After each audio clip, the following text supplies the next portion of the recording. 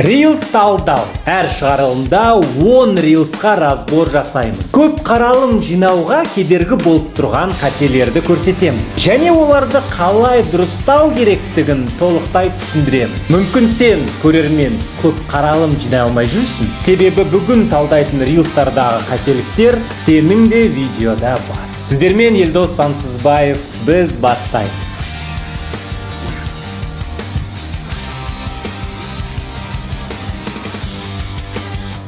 Так, сәлем достар, келесі шығарылымға қош келдіңіздер. Келесі 10 видеоға разбор. Әрқашан айтқандай, разбор осындай керек болып жатса, менің инстаграмымда мына жерге маған директке рилсті жібересіз. Көбісі жазып жатыр, маған разбор жасап бере аласыз ба? Просто рилсті жібереміз и жазамыз разборға деп. Болды. Сосын күтеміз сіздің рилсіңіз қашан шығатын. Так, и байқасам уже кімге разбор жасадым. Кейбіреулер уже өзінің видеоларында жойып тастады, алып тастады. Ну, жарайды, оны өздеріңіз шешетін боласыздар, но разбордан кейін бір айтылып жатқан қателіктермен жұмыс істеп жүрсеңіздер, сонда, думаю, дұрыс нәтиже болады. Так, бастайық енді. Так, бізде келесі видео сонда мынадан бастаймыз. 500 мың теңге тұратын гонконгский вафлидің оригинал рецептісін білгіңіз келсе, видеоның соңына дейін көріңіздер. Так, мен мына жерде сразу музыканы өшіріп тастайын. Ары қарай просто музыкамен кетеді.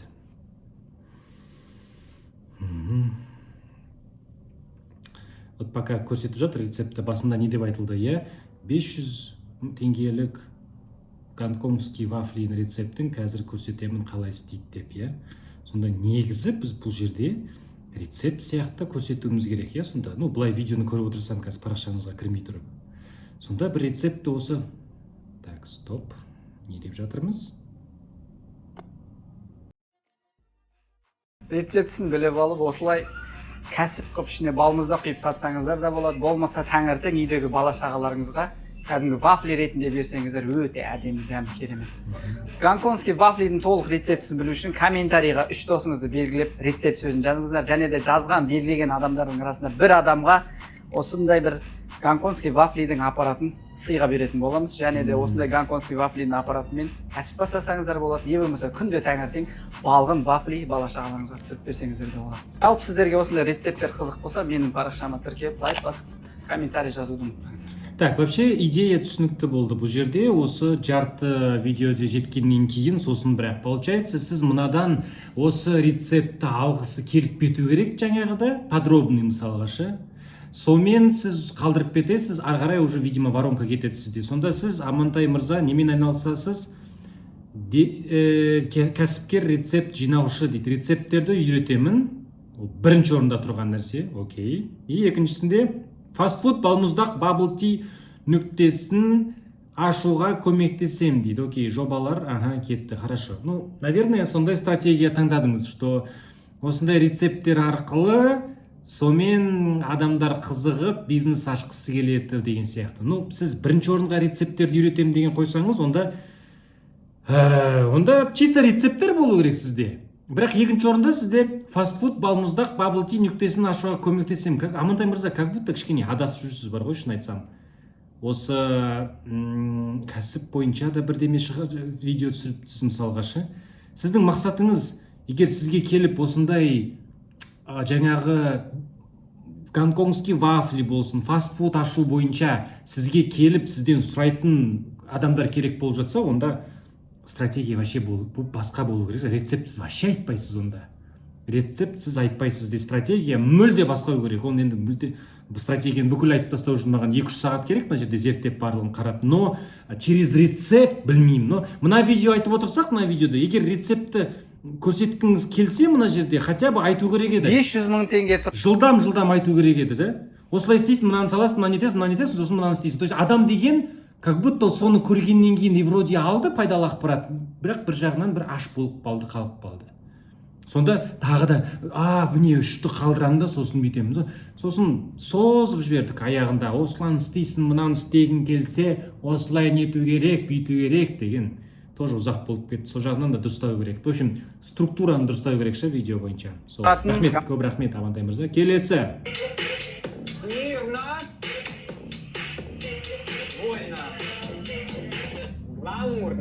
музыканы өшіруге ұмытпайын, иә. В общем, трендке билеу екен, иә, мына жерде бізде Ясмина Джазмин. Ясмина 5 жастағы қыздың видеолар екен. Окей, то есть біз мына жерде, ну, понятно, тренд видеолар түсіру керек. Ну, мен бар ғой, мына жерде кеңес бойынша айтатым, вот мынау 4-3 миллион жинап кетіпті, керемет. Получается, бір какой-то анализ жасасақ, мынандай видео өтіп кетсе, значит, бір приколдар да жақсы өтті. Бірақ бұдан кейін кішкене прикол видеоларды сосын көрмедім. Қалған барлығы бізде сол киімді көрсету, осылай бір какой-то тренд сияқты жасау дейді.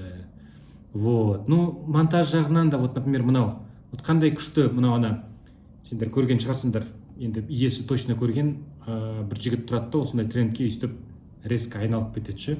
Негізі мынау вау, негізі вау. Пакеттен осындай шляпа, көйлек жасаған. Мен таңғалып тұрмын, таңғалатындай. Бірақ біз мына жерде созып жердік мына моментті. Мынаны уже где-то 20 секундта уже, 20-шы деппін ғой, мына уже көрсеткеннен кейін 9-10 секундта уже қиып тастауға болады, все уже. Көрді уже адам. Мынау ұзақ тұру себебі алгоритм бойынша адам деген соңына дейін көріп шығу керек. Ол мына жерлерде уже шығып кетсе, адам бізге қаралымға әсер етеді. Вот. Ну и вообще кішкентай қыздың парақшасын қатты көтеріп нету қазіргі кезде оңай жағдай, оңай нәрсе емес. Себебі Instagram, TikTok-та вообще ужас болып жатқан шығар сізде. Әрбір видеоңыз, наверное, блокта жатқан шығар. Себебі кішкентай қыздарды шығаруға болмайды, кішкентай балаларды, қыздарды шығаруға болмайды негізі. Құқық бойынша, Instagramның құқығы бойынша болмайды. Мыналар, видимо, былайда өтіп кетті, но кеңесім, анасы, сіз түсіріп жатсаңыз, бұның барлығын қасына шығыңыз. Қасына тұрып, кейбір видеоларда шығу керек болады, немесе басқа моделмен де бірге шығып па, бірдеме істеу керек болады. Әрбір видеосы өзі шыға бермеу керек. Себебі, мынаның барлығы, вот, например, жаңағы вау эффект болды, бірақ қаралым жинамай жатыр, себептері, наверное, уже тым көп кішкентай қыздың видеолары кетіп қалды. Сондай себеп болуы мүмкін. Вот, рахмет. Келесі, так. Бизнес жасау оңай дейді. Оңай, конечно. Так, не. Бизнес жасау оңай дейді. Оңай, конечно. Бизнес жасау оңай дейді, оңай, конечно. Так, сразу музыку выключаю. Мектепке дайындалайық.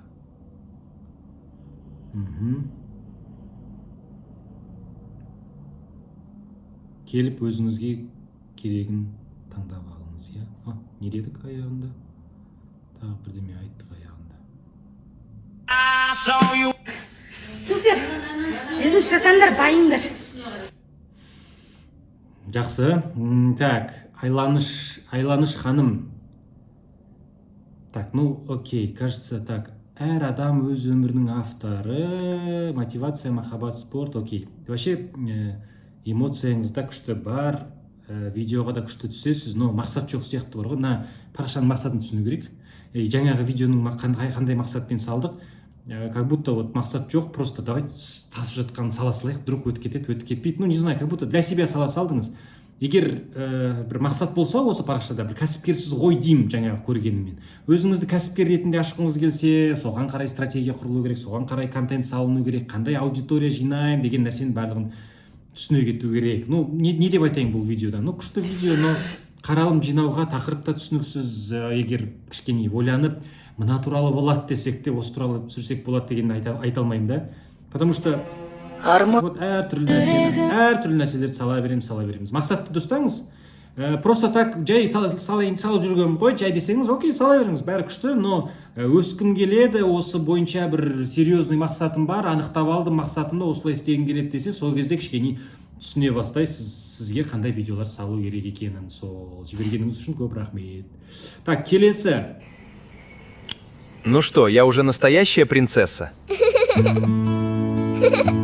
Ты самая красивая принцесса в мире. Мен сразу тоқтата салайын. Жасан интеллект бойынша бірінші выпускта кім жіберіп отыр бұны, я?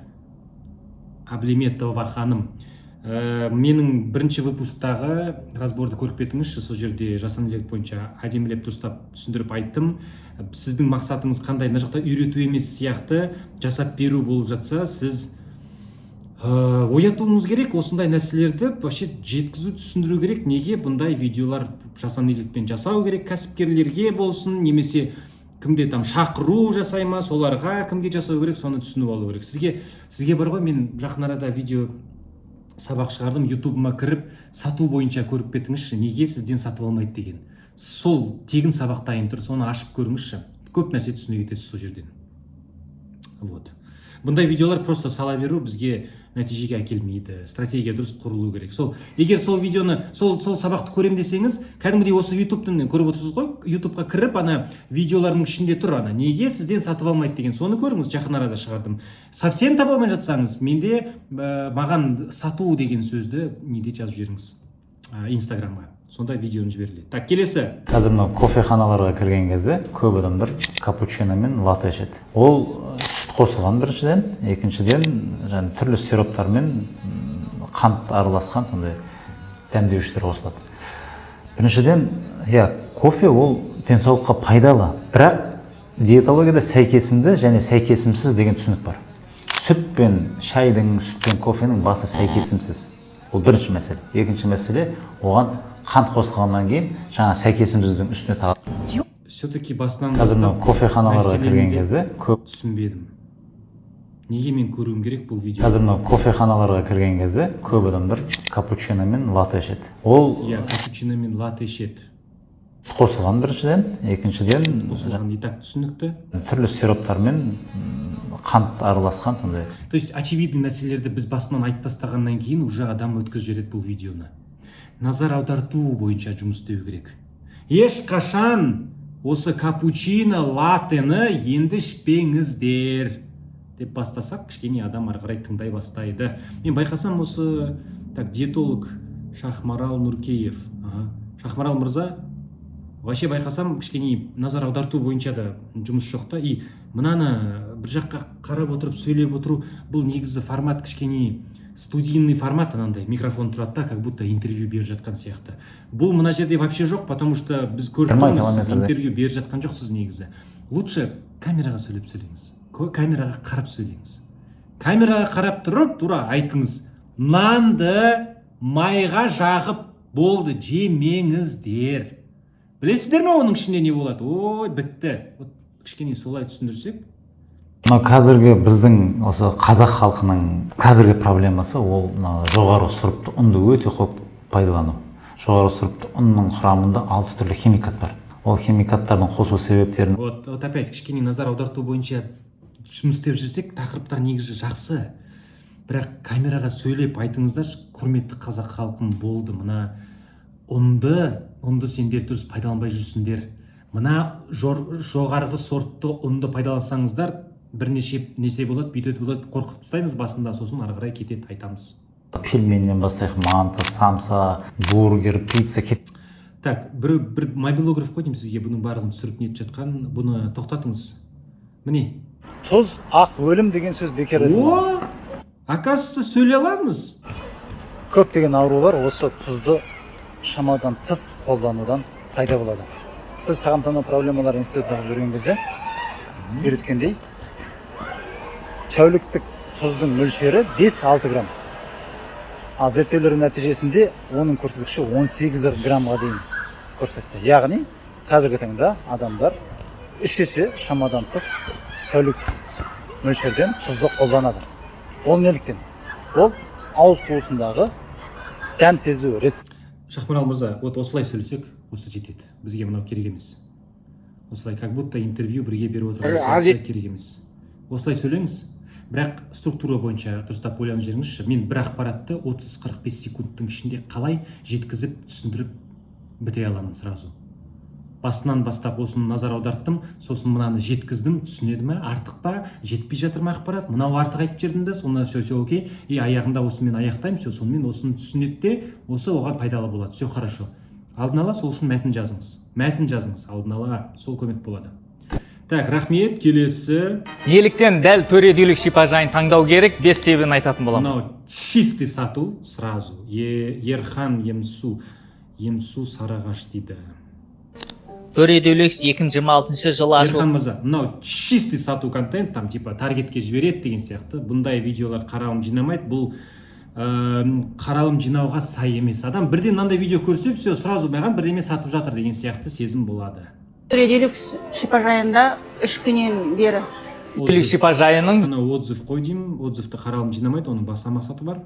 2 кісіге арналған пұл Өлекс нөміріне шолу. Так, шипажайының шолуы көрсету деген сияқты. Сіз негізі санаторий Сарыағаш курорт шипажай 8 жыл шипажай саласында Емсу Сарыағаш. Наверное, Емсу Сарыағаш сіздікі. Сонымен сол жерде көрсетіп жатқан шығарсыз. Не знаю, бұл салада енді көбірек қаралым жинап жатсақ, мысалы, вот бір обзорщик болып жатса адам, чисто шипажайларға обзор жасайды. Любой жерлерге шығып, кез келген Сарыағаш болсын, ар жақ болсын, ар жақ болсын, ол деген обзор именно халық жағынан көрсету керекші. Міне мынандай шипажай таптым, қараңыздаршы, мә осы жерде мынандай, осындай бассейні бар, мынандай бар, қымбатта болған жоқ, былай болып шықты, қазір санап беремін, бүйтіп беремін, осындай болып шықты деген. То есть халықтан шығып отыр, оның мақсаты сатып жіберу емес, оның мақсаты көрсету, бөлісу осындай бар деген сияқты. Сондай призмадан. Бұл жерде шипажайға көбірек адамдар шақырғымыз келсе, бұл жерде пайдалы ақпараттарды жинап көру керек. Не біз бере аламыз? Шипажай бойынша қандай пайдалы ақпарат? Таңдау бойынша көмектесіп жүруіміз керек та бұл жерде ше. Сол, мүмкін бір ойын сауық, тренд кішкене қосып жіберуге болады. Но опять оны байқау керек та. Ақырында мына жерде вообще не видеолар. Ну-ка. Өз туған анасына қол көтерген баланың интернетте жақында көріп қалдым. Біз ата-анамыз Мына жақта вообще басқа тақырыптар болып жатыр екен, да. В общем, кішкене тақырып бойынша ойластыру керек. Жаңағы видео ол чисто сату. Чист таза сату видео. Сату видео бірден рекомендацияға бұлдай шығады, рекомендация шығады, бірақ адам көрген кезде оны қызықтырмайды. неліктен дәл Так, рахмет. Келесі. 1, 2, 3. Т. С. Тас. Сот. Сен айтып қойма, сен айтып қойма. Х. Л. Қол. Екеуміз бірдей айтып қалдық қой. С. Д. Дос. В. Вау. Қ. Тренд. Тренд жасаған кезде бұны байқадым. Негізі қаралым жинайтын тренд еще кішкене әріпті айтқан кезде монтаж бойынша әріптелерді қойып қояды кейде айтқан кезде сол мүмкін қызықты болшы еді қосып жерсек. Бірақ Ержан мырза, сіз өзіңіз мобилографсыз, мобилографқа бұндай видеолар вообще керек емес. Енді болады, бірақ мақсатына қарай. Бұл біздің мақсатымызға қарай емес. Мобилограф ретінде сіздің мақсатыңыз не? Мобилограф контент-мейкер өз өмірін сүйретін қарапайым бала дейді. Окей, мобилограф сіздің мына жақта түсіну керек. Адам кіріп қалған кезде, қазіргі кезде мобилограф деп тұрса, ол понятно, мобилограф. Бірақ қандай мақсатпен мобилограф? Сізден заказ алуға бола ма? Типа сіз түсіріп бере аласыз ба деген. Сондай мақсат болып жатса, менің видеомды көріп, адамдар маған клиент ретінде келеді, түсіріп берші дейді. Онда контент вообще басқа болу керек. Жаңағы сияқты ойын сауық қоспаймыз. Ал екінші аккаунт көрсек, қызы Аклима ханымда көбінесе сондай видеолар, семейный контент көбірек жасау керек. Вообще, өзіңіз екеуіңіздің ұялмайсыздар, күшті прикол бір-біріңізде ұстап жасап отырыңыз. Но мына аккаунт бойынша айтсам, көбірек сондай приколдар түсіріп жасап істеу керек. Тағы да трендтер ізденіп, мына жақта как будто бір кеште барлығын түсіре салдым да, ақырындап сала берейік дедік. Экспериментировать етіңіз. Қаншалықты сіз серьезно осы аккаунтыңызға қарайсыз, серьезно жүргізесіз, қызықты трендтер тауып, тағы да түсіріп көріп жасап істесеңіз, онда күшті нәтижеге жетесіз. Сол сіздерге сәттілік тілеймін. Так, келесі. Так, неше өтті бізде? 1, 2, 3, 4, 5, 6, 7, 8, 9, 10. 3 видео қалды. Так, музыканы сразу өшіп тастаймын. Бұл жерде чисто музыка. Техника Air Touch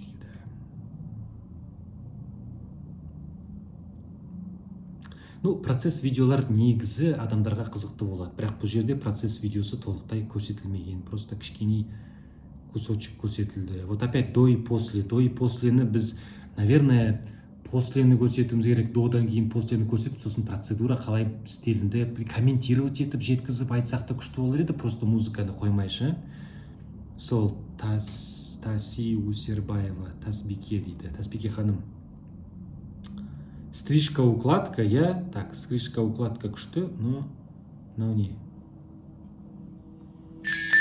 с Новым годом дейді. Ойбай, 1 январьда, 2 январьда, содан кейін ештеңке салған жоқпыз ба не? В общем, так, мына жақтыларда не? В общем, Тазбике ханым сөйлеу керек. Сөйлеп, видеода түсіндіру керек, осындай болды, мынандай нетті. Бізде қаралым жинамасақ та біз сатылым болу үшін, заявка болу үшін біз түсіндіруіміз керек, қандай мәселе болды, не істедік, оны жасағаннан кейін ол қалай өзін сезініп тұр, бүйтіп тұр деген сияқты сондай болу керек. Ну, вообще, до и после деген видеоларды көбірек насмотренность керек. TikTok, Instagram'нан көріңізші, қалай адамдар істеп жатыр, сол бойынша көбірек үйрену керек. Тоже, наверное, музыка. Трендпен жасадық, я что-то сапасы кішкене нашар болып тұр ма, сапамен жұмыс істеп жүру керек па? До и после. Вообще, ну енді кеңес ретінде айтсам, егер до и после көрсетіп жатсаңыз, сіз анандай бір қызды аласыз, андай бар ғой, прям до кезінде ужас болып тұрған, шашы ужас, еще и ужас қыласыздар, жумай келсін, май болып тұр, көріп тұрсын камерадан. После деген жарқырап мейкапмен бірге бір-ақ шығару керек ше. Сонда адам деген до и после көрген кезде мәссаған мынандай болады ма деп. До и после мен сіз көбірек қаралым жинағыңыз келсе, сонда үлкен айырмашылық болу керек. Вот. Бірақ оған каждая не согласится сондай видео түсуге. Поэтому вот. Ну, в общем, стратегия керек. Тазбике ханым қалдырып кеттік қой дейміз, сосын ары қарай просто біз так маған біреу бала ту немесе қой бақ десе, понятно, приколдар кетті уже ары қарай. В общем, тоже тура солай серьезно жүргізсек, стратегия құрып, тоқтамай контент жасап, ізденіп, қарастырып істесек, күшті нәтижеге жетуге болады. Жаңағы пока жеткіліксіз. Так, рахмет. Келесі. Шашымның жұмсақ әрі күтімді болғанын қалаймын. Сол үшін мен Таше Professional өнімдерін қолданамын. Алғашқы қадам Мынау бірден сразу жасанды интеллект жасалған видео. тазартып, табиғи жылтыр береді. Ну, чисто реклама как будто болу жатыр, сол себеппен бір жарнама ретінде бірден қабылдаса, адам көріп қалған кезде рекомендацияға шығып, әрине қаралым жинауға процент бізде шанс азырақ болады. А вообще Ақселеу UGC креатор дейді, я? А мынау жасанды интеллект дейді, я? Ну, не деймін, екеуіңізде де вообще әртүрлі контент болу керек. Мынаны жасап көрдік, опять жасап көрсеңіздер, мынаған керек емес. UGC креаторға жаңағы сияқты видео вообще керек емес. Сіздің видеоларыңыз міне осылай болу керек. UGC дегенімен де UGC бойынша жақын арада рилс шығарайын деп едім. Сіздер бар ғой, түсірген кезде, өнімді көрсеткен кезде адам деген страшно несі болу керек ше, желание соны сатып алуға страшно арттыру керек ше соны. Вот, например, 199. 58-де дегенге. Как будто бетіне ботекс салваған секілді. Неге маған да жасап көрмеске? Сонда күнде жасаймын ба? Қалай жасаймын? Бәрі қызық. Кім сенеді мына жігітті 58-де дегенге? Как будто бетіне ботекс салваған секілді. Неге маған да жасап көрмеске? Сонда күнде жасаймын ба? Қалай жасаймын? Бәрі қызық. Нүктені қоймадық что-то аяғында. Кішкене айтып жүрсек, осылай істеп көрдім, болай істедім, уже бір апта болды, нәтиже бар, жоқ деген кішкене түсіндіргерсек, бір анализ жасап, сонда бұдан да пайдалы болушы еді. Сонда біз просто қалай жасады, бұған күнде істеу керек па? И все, бітіп қалды. Оны жауабын кім алады? Ну, мен тіркелу мақсатын ойлап отырсам, мынау өзі білмейді, например, ше. Окей, и өтіп кетеді. Наверное, көпте адам тіркелмеген шығар. Мына жерде музыка. Hair tutorial. Еще hair tutorial ағылшынша жазып қойып, біз білмеймін, мынау деген шетел жаққа кетіп қалған жоқ па видео. Лучше қазақша бұны түсіндіріп айтсаңыз, не туториал жеткізсек.